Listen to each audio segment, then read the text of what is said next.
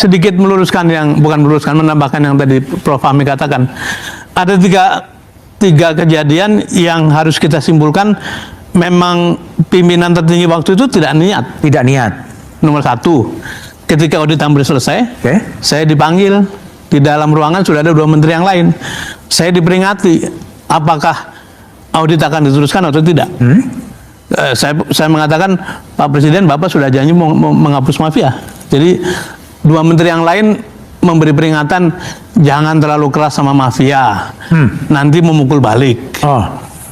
Saya ngotot dengan mengatakan, Bapak sudah janji, dan audit sudah mau selesai. Gitu. Itu satu. Yang kedua, kenapa? Seorang menteri bercerita bahwa dipanggil oleh Pak Luhut Panjaitan. Kemudian di sana sudah ada Novanto. Dan diminta untuk menghentikan audit itu. Itu pasti ada persekongkolan tingkat tinggi gitu. Nah yang ketiga, ketika audit sudah selesai, kan ada peristiwa satunya Papa minta saham, satu lagi mau melaporkan ke KPK kan. Saya ditelepon oleh Presiden supaya menerima utusan dari beliau, namanya Teten Mas Duki. Nah Teten menemui saya jam 9:30 malam, mengatakan yang laporan ke KPK ditunda dulu. Yang diurus sekarang adalah ke MKD. Jadi memang ada tahapan-tahapan yang nyata-nyata menghalangi proses itu. Sekarang adalah menjadi pertaruhan besar bagi pemimpin baru. Kalau betul-betul mau menyelesaikan ini, selesaikan. Dan jalannya banyak, apalagi sudah disiapkan segala macam oleh kejaksaan. Bring me to my knees. Ya Pak Jokowi nggak mau tahu, nggak mau dengar saya dan Pak Jonan. Kan Pak Jonan dipecat, saya dipanggil ke istana dan saya sudah jelaskan bahwa ini mahal sekali, tidak bisa dibayar. Tapi Pak Jokowi ngotot bisa, karena saya tanya, ini ide siapa sih Pak? Ide saya. Nah, sudah. Jadi ya apa yang sekarang terjadi sudah saya ingatkan, clear di istana juga Pak Jonan sudah bicara sebelum dipecat. Nah jadi maksud saya ini kan dulunya itu kan Jepang pakai loan ya kan, bunga 0,01%, ketika dinaikkan 0,5 saja 1,5 sudah teriak semua karena tidak bisa kita bayar waktu itu. Nah itu yang membuat analisnya itu dari UGM sama dari UI. Nah kemudian tiba-tiba diambil Pak Jokowi dikasih ke Cina, yang bantu itu dari PB, bunganya langsung berubah, hitung-hitungan keuangannya berubah. Tambah saya sudah bilang ya sudahlah, sudah dibangun, mau dibangun niat Presiden begitu ya ditanggung saja. Dan terakhir ketika konsorsium BUMN itu Wika ketuanya, tapi kemudian Wika angkat bendera putih sehingga diserahkan pada kereta api. Waktu itu saya tanyakan lagi kepada beberapa pihak, ini uang dari mana? Kalau uang kereta api tidak akan bisa membayar. Dan dia bilang, oh enggak, ini nanti uangnya lewat dari pemerintah. Nah, saya nggak tahu dari pemerintah maksudnya PBN atau apa. Ya sudah, jadi kereta api hanya cash saja Pak, kasir saja. Tapi ternyata kan tidak. Tahun lalu pendapatan dari PTBA 6 triliun sudah diambil. Nah nanti terus bagaimana? Nah sekarang kalau keributan begini, ya saya setuju dengan Menteri Keuangan, yaitu urusannya Danantara, karena sudah diambil alih kan, kereta api ada di bawah Danantara. Nah jadi saya juga sudah ingatkan bahwa ketika Sri Lanka tidak bisa bayar utang pelabuhannya diambil dan jadi pangkalan militer Cina di sana. Nah kalau ini nanti tidak bisa bayar, apa Cina mau ambil? Enggak, mungkin Cina akan saya minta pelabuhan di Natuna misalnya. Apa kita mau kepikiran? Kan ini hal-hal yang sudah saya ingatkan, lalu kejadian. Terus gimana? Hari ini kan banyak pernyataan saya di YouTube, di mana muncul lagi. Itu sudah lama, dari 5 tahun yang lalu. Jadi ya enjoy saja, saya bilang. Yang bertanggung jawab Presiden kok. Mungkin masih ada sekarang Pak Luhut, coba tanya aja. Bayangkan, laporan PPATK tahun 2024 itu ada uang korupsi beredar 984 triliun, bukan 900 miliar ya. 1 tahun kekuasaan era Jokowi di periode terakhir, 1 tahun ada 984 triliun uang korupsi beredar. Itu sebayangkan betapa rusaknya Republik ini. Artinya hampir 30% dari APBN. Lo tahu siapa yang menggagalkan 3 periode? Namanya Megawati Soekarno Putri. Ketika Pak Jokowi menghadap kepada Bu Mega meminta restu untuk 3 periode, apa yang beliau bilang? Hati-hati Jok, ini melanggar konstitusi. rakyat akan melawan dengan sendirinya. Saya bukan fansnya Bu Mega. Saya orang yang dari dulu sering mengkritik Bu Mega, Mbak Puan, bahkan PDI Perjuangan. Tetapi pada situasinya saya mengerti bahwa benteng terakhir pada masa itu hanya Ibu Megawati. Kalau nggak ada Bu Megawati lolos itu 3 periode. Disitulah muncul, sebenarnya bukan muncul, mungkin ya nafsu itu sudah ada sejak awal. Ketika orang sudah diberikan kursi yang nikmat, ya kan, itu muncullah nafsu-nafsu manusiawi untuk terus menjabat.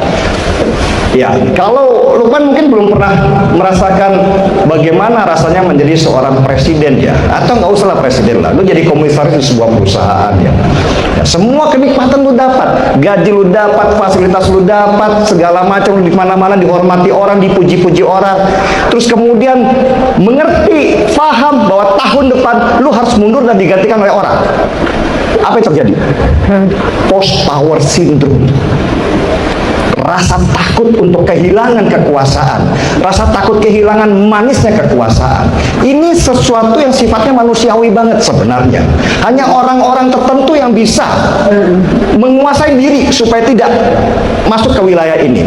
Dan Pak Jokowi yang saya kira pada waktu itu sudah selesai dengan dirinya sendiri, ternyata belum, jauh daripada itu. Mulailah kebencian terhadap Bu Mega digaungkan dengan kata-kata mak banteng dan segala macam, bahwa Jokowi itu adalah boneka partai dan segala macam. Itu udah digaungkan di situ sesudah 3 periode itu ditolak oleh Bu Megawati. Saya ingat, dan ingat dibangunnya KIB pada waktu itu, Koalisi Indonesia Bersatu. Pak Jokowi mempromosikan siapa? Ganjar Pranowo, rambut putih, ingat nggak? Ya kan? Saya ingat banget pada waktu itu, saya pikir itulah sinyal. Ternyata saya baru mengerti di belakangan, itu adalah sebuah cara untuk menarik seorang Ganjar Pranowo dari PDI Perjuangan dan menempatkannya sebagai calon presiden di Koalisi Indonesia Bersatu. Tujuannya apa? Menghancurkan yang namanya Megawati Soekarno Putri dengan partainya PDI Perjuangan. Untungnya Ganjar Pranowo itu seorang yang loyal dan setia, tidak terpengaruh. Dari situ saya mengerti karakternya, ya kan. Gagal 3 periode, Ganjar hancur PDI Perjuangan. Ini sebenarnya adalah kepanikan yang dilakukan oleh seorang Pak Jokowi ketika dia tidak berhasil menuju apa yang dia inginkan. Makanya keluar kata-katanya Andi Wijayanto pada waktu itu, yang sekarang lagi viral, ya kan. Kalau bisa mengalahkan saya sekarang ini, Anda hebat.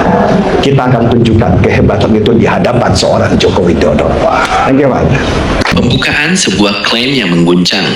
Selamat datang pendengar sekalian, kembali bersama kami dalam pembahasan mendalam yang akan mengulas satu topik paling kontroversial dan menyita perhatian publik belakangan ini. Topik kita kali ini sangat berat, menyentuh isu kepercayaan, integritas, dan nama baik seorang pemimpin negara kita. Berita dan klaim yang beredar menyebutkan ada penilaian internasional yang menempatkan salah satu presiden Indonesia, yaitu Bapak Joko Widodo, sebagai presiden ke-7 paling korup di dunia. Klaim ini langsung meledak menjadi perbincangan panas. Di satu sisi, banyak pihak yang meyakini dan menguatkan penilaian tersebut, menyebutnya sebagai bukti nyata manajemen pemerintahan yang penuh ketidakberesan. Namun di sisi lain, penolakan keras dan pembelaan kuat juga muncul, menyebut penilaian itu tidak berdasar, berbau politik, dan tidak sah secara metodologi. Selama kurang lebih 14 menit ke depan, kita akan bedah tuntas dari mana asal penilaian ini, apa dasar dan ukuran yang digunakan, apa saja tuduhan dan dugaan korupsi yang dikaitkan dengan masa pemerintahan beliau, bagaimana tanggapan pemerintah, para ahli, dan masyarakat, serta sejauh mana kebenaran dan dampak dari klaim besar ini bagi nama baik bangsa Indonesia. Jam 1:10 menit, jam 2:45 menit. Asal mula klaim, dari mana datangnya penilaian ini? Pertama-tama harus ini sumbernya.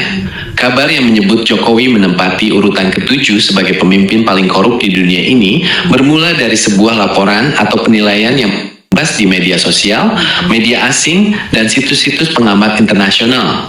Penilaian ini dikaitkan dengan memantau anti korupsi internasional, namun seringkali sumber persisnya diperdebatkan.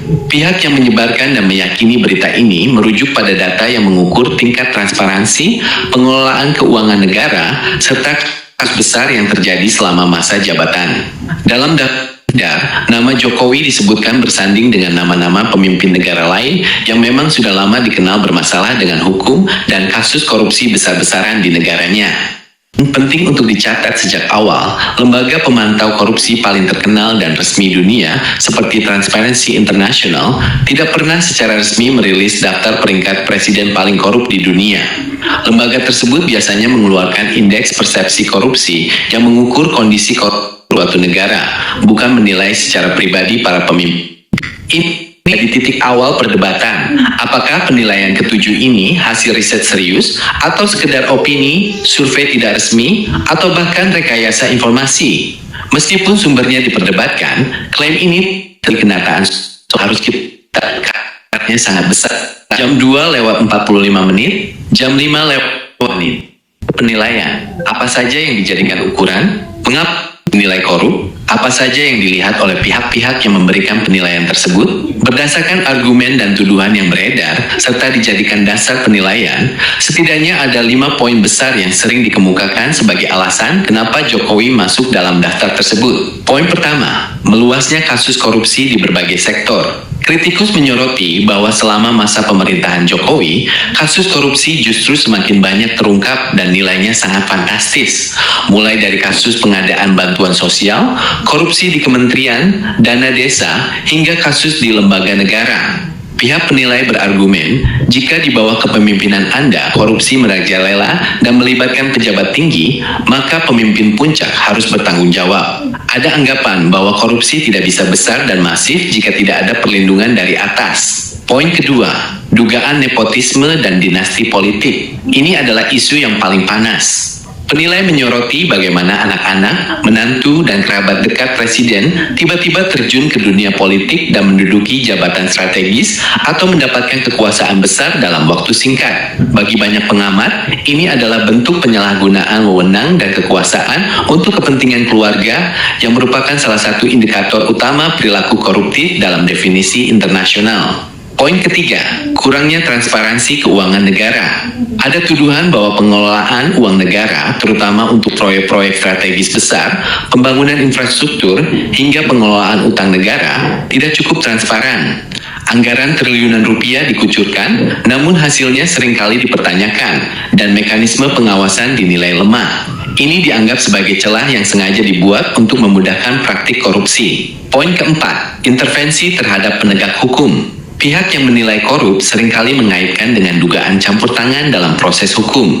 Banyak kasus besar yang dianggap berhenti di tengah jalan, atau pelakunya mendapatkan perlakuan istimewa. Ada anggapan bahwa penegak hukum seperti kepolisian, kejaksaan, maupun KPK menjadi tidak independen dan tunduk pada kekuasaan politik, sehingga korupsi tidak bisa diberantas sampai ke akarnya. Poin kelima, masalah dokumen dan legalitas. Yang tidak kalah penting, polemik ijazah dan dokumen pendidikan yang sudah sering kita bahas sebelumnya juga masuk dalam penilaian. Bagi pandangan internasional, seorang pemimpin yang diduga memiliki dokumen bermasalah di awal sulit dipercaya integritasnya dalam mengelola uang rakyat. Kelima poin inilah yang disusun menjadi argumen utama di balik klaim presiden ketujuh paling korup di dunia tersebut. Jam 5:20, jam 7:45, bantahan keras, penilaian salah, tidak berdasar, dan politik. Tentu saja, penilaian seberat ini memicu reaksi balik yang sangat keras, baik dari pihak pemerintah, pendukung, hingga para ahli yang menilai penilaian itu keliru. Mari kita dengarkan sisi lain dari perdebatan ini. Pembela Jokowi menegaskan, penilaian ini tidak sah, tidak akurat, dan bermotif politik. Mereka menyoroti fakta bahwa tidak ada lembaga resmi dunia yang merilis daftar ini secara metodologis dan terbuka. Penilaian ini dianggap hanya kumpulan opini negatif dari pihak yang tidak suka, yang kemudian dibesar-besarkan. Mengenai poin-poin tuduhan, mereka memberikan penjelasan. Pertama, soal banyaknya kasus korupsi yang terungkap, pihak pembela justru melihatnya sebagai prestasi. Menurut mereka, banyaknya kasus yang diusut dan ditangkap justru bukti bahwa pemerintah serius memberantas korupsi, bukan bukti bahwa pemerintah korup. Artinya, hukum berjalan dan tidak menutup-nutupi. Kedua, soal nepotisme, mereka berargumen bahwa anak atau kerabat adalah warga negara biasa yang punya hak politik sama dengan orang lain. Menduduki jabatan dinilai murni karena dukungan rakyat dan kemampuan pribadi, bukan karena campur tangan ayah atau kerabat. Ketiga, terkait transparansi, mereka mengklaim bahwa era Jokowi adalah era paling transparan, di mana anggaran dan data pembangunan bisa dilihat publik. Pembangunan infrastruktur besar-besaran juga dianggap sebagai bukti uang negara digunakan untuk kemajuan bangsa, bukan dikantongi pribadi. Poin penting lainnya, korupsi di Indonesia sudah ada sejak lama, jauh sebelum Jokowi menjabat. Pembela berpendapat bahwa kondisi ini adalah warisan sejarah dan budaya, dan tidak adil jika ditimpakan semuanya ke satu orang pemimpin. Singkatnya, bagi pihak pembela, predikat paling korup itu adalah serangan tak berdasar untuk merusak citra. Padahal menurut mereka, Jokowi adalah pemimpin yang bekerja keras, bersih, dan berintegritas. Jam 7:45, jam 10:10. Jika kita melihat indeks persepsi korupsi dari lembaga resmi seperti Transparency International, posisi Indonesia memang belum membaik secara signifikan, bahkan sempat turun peringkat di masa pemerintahan Jokowi. Ini artinya, persepsi dunia terhadap korupsi di Indonesia masih buruk, dan karena Jokowi adalah pemimpin tertinggi, maka nama beliau yang paling disorot. Pengamat juga menyoroti soal definisi korupsi. Di dunia internasional, korupsi tidak hanya mencuri uang, tapi juga mencakup penyalahgunaan kekuasaan, nepotisme, kolusi, dan penyalahgunaan kebijakan. Dalam konteks ini, banyak kebijakan besar pemerintahan Jokowi seperti perubahan undang-undang, relokasi ibu kota, hingga proyek strategis sering dikritik karena dianggap menguntungkan kelompok tertentu dan minim partisipasi publik. Hal-hal inilah yang masuk dalam kategori praktik koruptif dalam pandangan banyak pengamat internasional. Namun, pengamat juga mengingatkan, belum ada putusan hukum. Seberat apapun tuduhan, selama belum ada putusan pengadilan yang berkekuatan hukum tetap yang menyatakan beliau bersalah korupsi, maka secara hukum beliau tetap dianggap bersih. Predikat korup masih bersifat penilaian moral dan politik, bukan vonis hukum. Jam 10:10, jam 12:20, dampak besar, citra bangsa dan kepercayaan publik. Klaim bahwa presiden kita masuk urutan ke-7 paling korup di dunia membawa dampak yang luar biasa besar, bukan hanya bagi pribadi Jokowi, tapi bagi seluruh bangsa Indonesia. Dampak pertama dan paling terasa adalah kerusakan citra Indonesia di mata dunia. Ketika pemimpin negara dianggap korup, maka negara itu sendiri dianggap berisiko. Ini bisa berpengaruh pada investasi asing, kepercayaan mitra dagang, hingga posisi tawar Indonesia di forum internasional. Dunia akan melihat Indonesia sebagai negara yang dijalankan dengan cara-cara korup. Dampak kedua adalah perpecahan di masyarakat. Isu ini semakin menajamkan jurang pemisah. Ada kelompok yang sangat percaya penilaian itu dan merasa kecewa berat, merasa selama ini tertipu. Di sisi lain, ada kelompok yang merasa harga dirinya diinjak, merasa pemimpinnya difitnah dan marah besar. Perdebatan ini terjadi di mana-mana, dari warung kopi hingga media sosial, dan sangat sulit disatukan kembali. Dampak ketiga adalah krisis kepercayaan pada institusi. Kembali lagi di channel ini, kali kita akan membahas seputar komentar-komentar netizen. Di sini teman-teman terdapat banyak komentar netizen, salah satunya, korupsi nggak bakal hilang kalau pemberantas tidak mulai dari atasnya. Ayo dengarkan telinganya termul-termul yang tidak tahu malu. Termul sekarang berubah jadi PKI, ikut Jokowi maksulkan Gibran, adili Jokowi. Semoga semua terbongkar, barang busuk ditutupi seperti apapun akan tercium. Terdapat juga teman-teman komentar seperti Jokowi harus dipenjarakan, tolong KPK harus adil, semua uang harus disita. Di sini juga teman-teman terdapat komentar, silakan pejabat bertengkar untuk mencari siapa yang merusak negara. Di sini juga teman-teman terdapat komentar, ayo bongkar semua kejahatan Jokowi dan kroni-kroninya, terus tangkap dan hukum mati. Di sini juga teman-teman terdapat komentar, tentu omongan ini layak dicermati, akan ada tindakan lanjutnya. Di sini juga teman-teman terdapat komentar, koruptor harus dihukum mati, pejabatnya banyak yang jadi kerampok. Di sini juga teman-teman terdapat komentar, bila Jokowi ditangkap dan dipenjarakan, mungkin kebanyakan rakyat akan melakukan sujud syukur. Di sini juga teman-teman terdapat komentar, mudah-mudahan terbukti dan kembali untuk kemakmuran semuanya. Di sini juga teman-teman terdapat komentar, korupsi terbesar, banyak masalah wajar, hukuman berat, korupsi negara berjamaah. Di sini juga teman-teman terdapat komentar, Jokowi memang sengaja berbuat semaunya sendiri sebab dia sudah niat ingin merusak Republik Indonesia, mau menggantikan negara komunis. Di sini juga teman-teman terdapat komentar proses sesuai hukum yang berlaku. Siapapun yang bermasalah tindak sesuai hukum yang berlaku. Di sini juga teman-teman terdapat komentar apa rakyat yang turun langsung dinepalkan kalau para pejabat tidak mau bertobat. Di sini juga teman-teman terdapat komentar termul oi dengar ini. Semoga mendapat hukuman yang setimpal di dunia akhirat. Di sini juga teman-teman terdapat komentar enak jadi penguasa di Indonesia kalau koruptor susah diproses. Di sini juga teman-teman terdapat komentar udah pada tahu Jokowi korupsi kenapa atau nggak ditangkap kok pada menang baik. Di sini juga teman-teman terdapat komentar kejahatan apapun sudah dilakukan, makanya jika hanya dihukum mati pun sangatlah terlalu ringan. Di sini juga teman-teman terdapat komentar benar, jujur, dan berani kalau ketemu dengan keadilan. Benar, jujur, kalau takut percuma hanya menyiksa diri sendiri. Di sini juga teman-teman terdapat komentar itu cobaan paling berat bagi pejabat kalau sudah duduk di lingkaran kekuasaan. Coba luar biasa, ada uang banyak dan wong ayu banyak, ada wong ngantuk banyak, terus anak cucu biar tak sengsara jadinya. Di sini juga teman-teman terdapat komentar tangkap Mulyono, diadili hukum seumur hidup karena banyak korupsi, dinilai seluruh sedunia nomor 2 korupsi. Di sini juga teman-teman terdapat komentar semoga benar adanya, ayo bersatu hancurkan pengkhianat, mati pun syahid. Di sini juga teman-teman terdapat komentar jadi kapan nih Jokowi bisa ditangkap, sudah banyak kasus korupsi yang asalnya dari Jokowi ya, tapi yang ditangkap orang yang katanya melakukan korupsi, bukan orang yang menyuruhnya korupsi, yaitu Jokowi. Di sini juga teman-teman terdapat komentar negara ini kenapa dipenuhi para koruptor, preman, dan mafia, apapun bentuknya, tapi kau bertentangan dengan Pancasila.